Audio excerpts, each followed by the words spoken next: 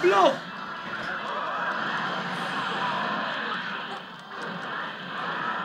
Les gars, Sangoku est fort. Il est très fort. Regardez, s'il ne sortait pas sa masse, la Kameya, Vegeta le tuait. Non, tu sais, Vegeta, je supporte Vegeta. Il a plus de personnalité que Sangoku. Et puis, il a la frappe. Pow! Vraiment, avec vos histoires de Sangoku là, moi je préfère la lecture à tous ces films. Une bonne lecture dans un coin, c'est cool, ça fait rêver, ça fait planer, ça cultive et on n'a pas mal à la tête. Mon truc, ce sont les films nigériens en anglais. Ça me permet de réviser mes cours d'anglais. Et en plus, ils racontent de belles histoires sur les réalités africaines. Une nuit, après avoir regardé un film Rambo, j'ai rêvé qu'on m'enterrait vivante dans un trou plein de fourmis maillantes. Et quand je me suis mise à crier, le père est venu casser la porte avec le pilon. Wow! Quoi avec quoi? Je croyais qu'on m'agressait mal. Et vous trouvez ça drôle? On ne trouve pas ça drôle comment? C'est comment? Au lieu de rire, vous devriez plutôt être en train de pleurer, je vous dis. Ah bon?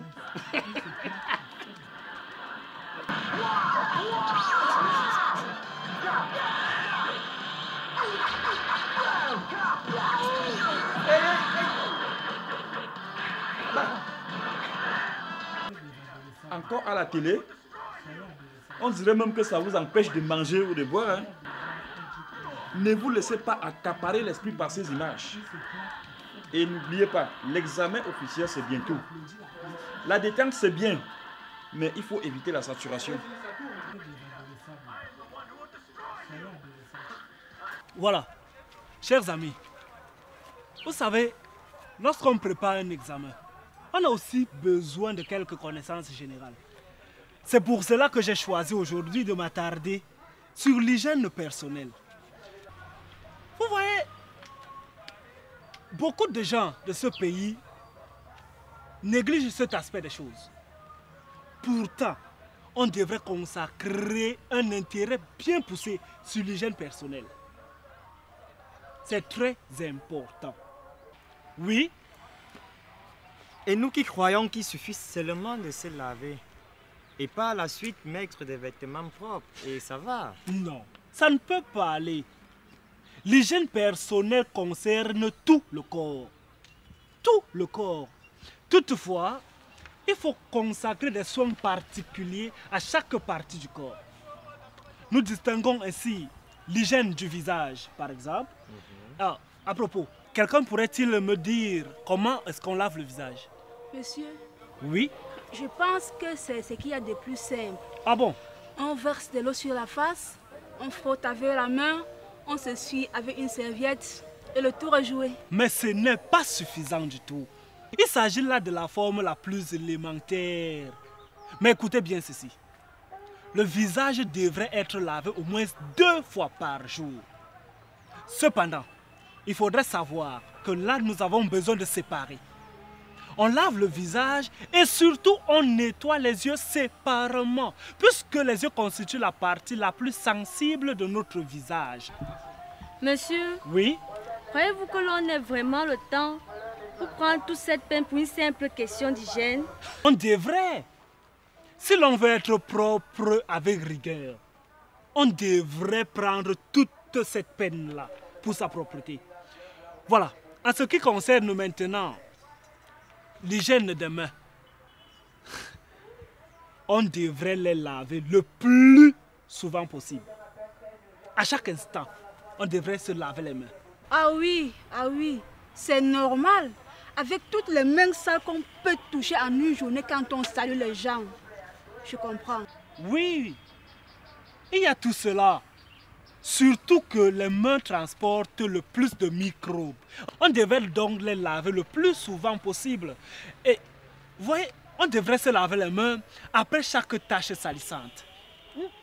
Après chaque repas et surtout après chaque passage aux toilettes. C'est surtout les hommes. Et pourquoi? Mais C'est les hommes ceux qui vont aux toilettes. Mais c'est vous qui faites pipi n'importe où, n'importe quand.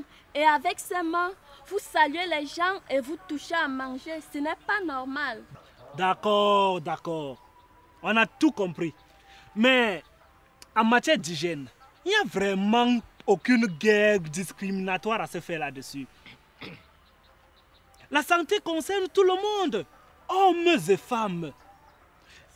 En ce qui concerne maintenant, toujours la propreté des mains, on devrait se tailler les ongles très courts, puisque c'est là que loge poussière, saleté et autres microbes.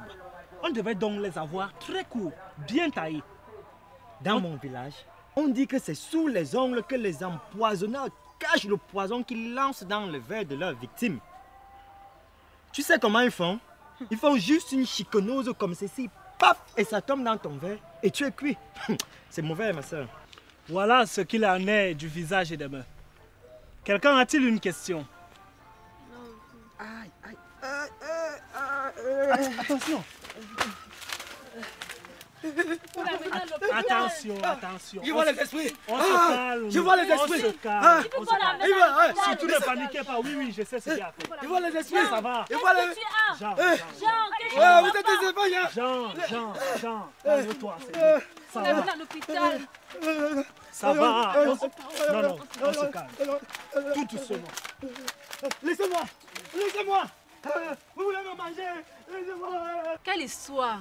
Les médecins n'ont rien trouvé en l'examinant. Ah bon? Oui, Ah bon? ça c'est de la pure sorcellerie. Je crois qu'il faudrait regarder du côté des guérisseurs. Sûrement. Je suis sûre qu'il s'agit d'un cas d'envoûtement. Faut pas quand même exagérer, Grâce. Monsieur Robert dit que ça peut aussi être causé par des influences environnementales. Par exemple. Oui, mais pour le moment, Jean, après sa crise, il est redevenu normal. Voilà. On espère que ça ne va pas recommencer. Non. On s'en va. alors. Quand c'est quand les filles. Jean. Ah oui, papa. Mais je dis, hein, qu'est-ce que c'est que ça? Tu t'es blessé? Non, c'est rien, papa, c'est rien. Je me suis juste cogné la tête contre la porte de la douche, là. Et ça va, ça va. Tu as massé ça? Non, je l'ai très bien Tu as mis de la massé. glace dessus? Oui, papa. Ne t'inquiète, il n'y a rien, ça va passer. Il n'y a rien, il n'y a rien. Tu ne sors pas? Non, papa. Apparemment, monsieur Robert est un peu pris aujourd'hui, mais il nous a promis que nous allons travailler demain. Ok. Repose-toi. Tu sais, faut pas te faire des bobos la veille des examens. Ah oui, papa. Faut surtout rester prudent. Non, papa, tu sais que je suis très prudent. De ce côté, tu sais que tu as un enfant. Donc, je suis en train de sortir. Oui, papa. On se revoit le soir. D'accord. Mais, papa, au retour, tu vas me garder quelque chose. Oui, on va hein? voir tout ça. Faut pas m'oublier. Hein? Oui, on va voir tout ça. Bonne journée. Ok, il faut te reposer. Hein? D'accord, papa. Jean. Jean. Oui, maman. Ah, ton père est parti. Oui, maman. Tu ne lui as pas dit la vérité. Non, maman. Il vaut mieux pas. Oui. Monsieur Robert m'a amené à l'hôpital. Et on a dit que c'est un excès d'activité. Non, mais ça va mieux. Faut pas t'inquiéter, maman. Ça va mieux. Il ne faut surtout pas te surmener. D'ailleurs, je vais te faire une tisane. Et il faut aussi oublier un peu la télé. D'accord. Oui, maman. Ok. Bon, maman, Oui. je vais un peu me reposer. Tout à l'heure. Oui, tout à l'heure. Chers amis, j'ai voulu changer le cadre de travail pour que nous ayons tous l'esprit plus clair. Vous savez, le grand air a toujours un intérêt pour nous. Surtout après ce qui s'est passé la dernière fois. Jean, Oui, monsieur. ça va mieux maintenant, non? Très bien, monsieur. Espérons que ce genre de situation ne va plus se reproduire. Voilà. Nous allons parler aujourd'hui de l'hygiène des dents et des cheveux. Quelqu'un a-t-il une question à propos des cheveux? Oui. Monsieur, est-ce que nos filles ont elles-mêmes encore leurs vrais cheveux sur la tête aujourd'hui? Monsieur, elles vont même laver quoi, hein, monsieur? Monsieur le moraliste, vous êtes hors sujet. Allez, ça. Quelle que soit la nature des cheveux que l'on a sur la tête, on se doit de les soumettre à une hygiène régulière. Les cheveux doivent être lavés au moins une fois par semaine. Si on ne peut pas les laver chaque semaine, on n'a qu'à les brosser avec un peigne propre, à défaut de les avoir courts. Monsieur, et quand ces cheveux sont même sur la greffe, comment vont-elles les brosser? Jean, tu exagères. C'est quoi? Tu es possédé? Mais cessez donc vos taquineries, Jean. Les filles ne les apprécient pas du tout. Nous allons maintenant parler de l'hygiène des dents. C'est là que ça devient plus délicat. Voyez-vous, il faut se brosser les dents régulièrement, après chaque repas. Mais si c'est très compliqué, on ferait mieux de se les brosser chaque matin. Mais la séance la plus importante, c'est celle du soir après le repas, avant d'aller au lit. Cela permet d'évacuer les derniers déchets qui généralement permettent aux microbes de s'installer dans la cavité buccale. Il est très recommandé de consulter un dentiste le plus régulièrement possible. Monsieur, est-ce qu'il y a un vaccin contre la carie dentaire? À ce que je sache, non, pas encore. Pourtant, c'est un mal qui fait beaucoup de victimes dans le monde entier. Et c'est curieux que jusqu'à nos jours, on n'a pas poussé loin la recherche pour un vaccin contre ce mal. Oh, monsieur, c'est malheureux. Oui, mais en attendant qu'on y arrive, on devrait user d'une bonne technique de prévention. On devrait par ailleurs rendre visite régulièrement au dentiste. Celui-là prendrait bien soin de notre cavité buccale. Il faut avouer que les dentistes ont du cœur. Et regardez dans toutes ces bouches, arracher toutes ces dents. Vraiment, quelle atrocité. Il faut surtout, je dis bien, surtout éviter d'utiliser les brosses à dents qui ne vous appartiennent pas. Ces instruments transportent beaucoup de microbes. Monsieur, C'est quoi? monsieur. C'est quoi? Qu'est-ce qu'elle a? Encore? Attendez, ne paniquez surtout pas. Restez tranquille, ça va aller. Sangrine. Attends, non, doucement. Non, reste tranquille, ça va. C'est quoi? C'est où?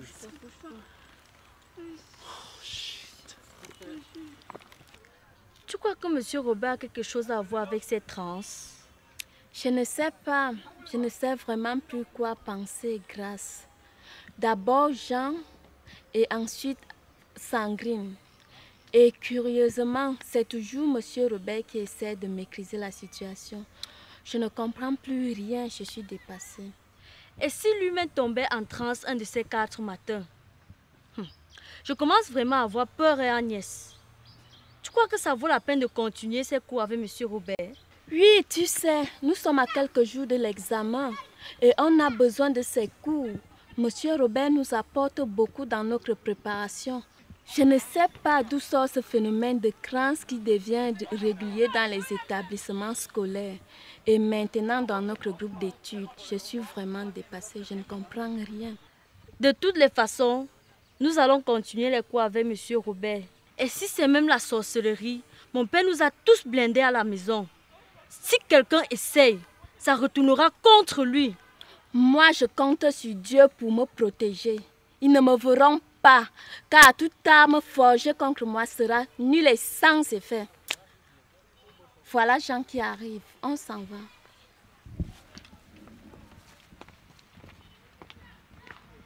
Les filles, soyez rassurées. Je sors de l'hôpital. Sangrine, ça va. Okay. En passant, ma maman m'a demandé de réciter le Notre Père chaque soir avant de dormir, parce que ça éloigne les mauvais esprits. Je n'ai peur de rien.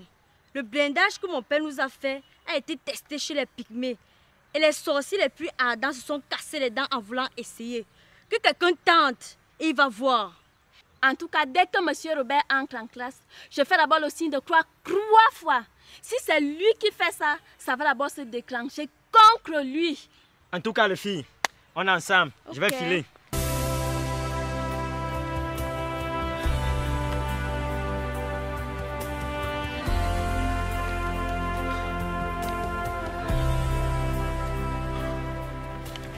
Chers amis,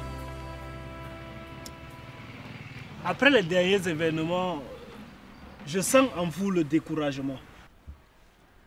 Et je vous comprends. Cependant, ayez présent à l'esprit cette vérité. Il ne vous reste plus que 7 jours avant votre examen.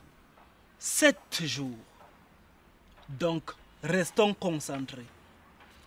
Nous allons donc continuer aujourd'hui avec l'hygiène des vêtements, des oreilles et surtout des parties intimes.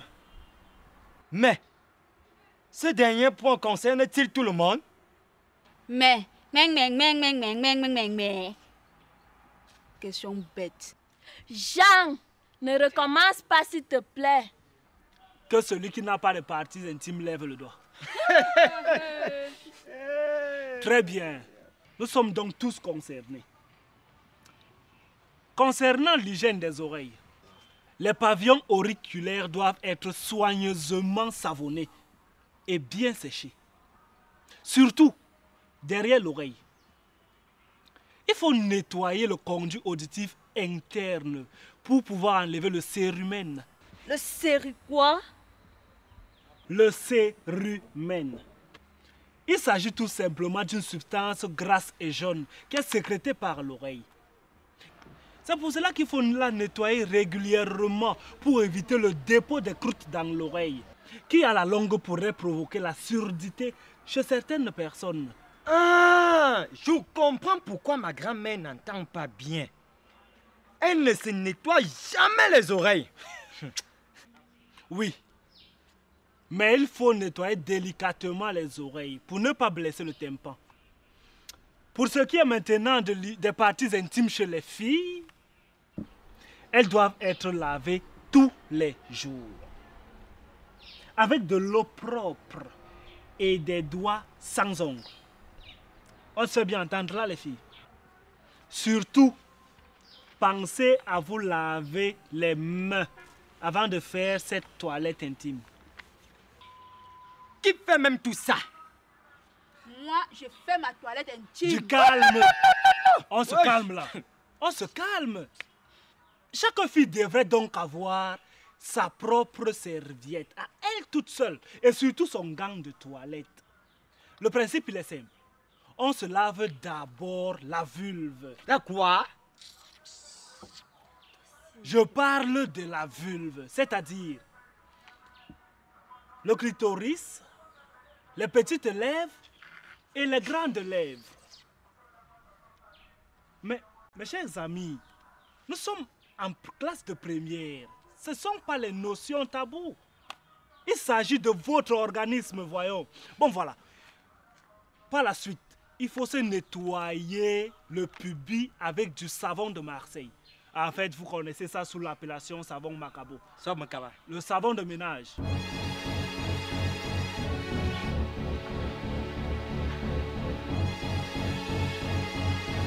Qu'est-ce qui se passe, Grâce? Un problème? Monsieur, j'ai des violents maux de tête.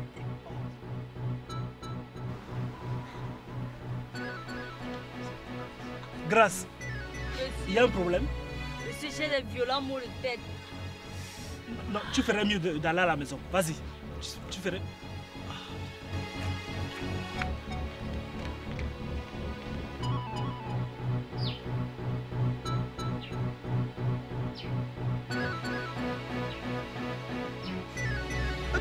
Agnès, c'est quoi? Qu'est-ce qui ne va pas? Agnès? Ne me touche pas! Ne me touche pas! Mais Agnès! Tu es blonde! Je ne t'aime pas! On se calme, Agnès. Ne me touche pas! Mais... Jean, ne fuyez pas! Je vous dis que cet homme est un sorcier. C'est un sorcier déguisé en professeur. C'est lui qui lance les sorts aux élèves. Il suce les cerveaux. Il veut privatiser leur intelligence. Il faut le traduire en justice. Monsieur, je comprends que la colère vous aveugle, puisque vous êtes parent. Mais je puis vous dire que je suis totalement innocent de toutes les accusations que vous portez contre moi. Mais écoutez, il n'y a pas que les voyants qui peuvent nous donner des solutions à ce problème-là.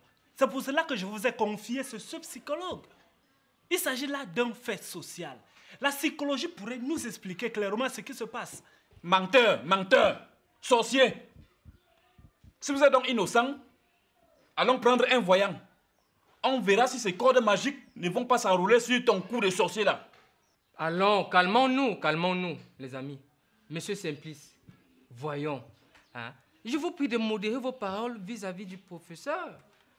Monsieur Simplice, il serait hasardeux de verser dans un genre de procès d'intention. En effet, comme le disait le professeur, je suis monsieur Nikura, psychologue.